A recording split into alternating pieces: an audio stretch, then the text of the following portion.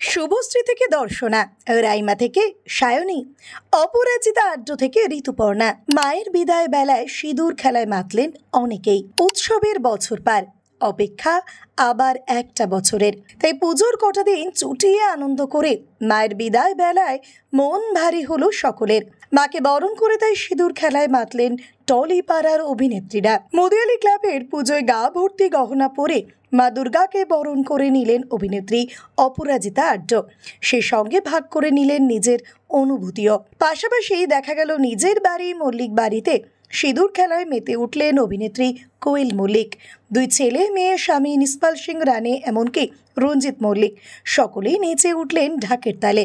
অন্যদিকে এই একই চিত্র ধরা পড়ল আরবানা কমপ্লেক্সেও। সেখানে বৃষ্টিকে উপেক্ষা করেই আর সকলের সঙ্গে দেবী বরণ আর সেই সঙ্গে সিঁদুর খেলায় মেতে উঠেছিলেন অভিনেত্রী শুভশ্রী গাঙ্গুলি।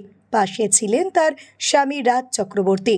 অন্যদিকে মাকে বরণ করে সিঁদুর খেলায় সামিল হতে দেখা গিয়েছিল দর্শনা বণিক থেকে শুরু করে রাইমা সেন, সায়নী ঘোষ, চাঁদনী, তৃণা সাহাদেরও।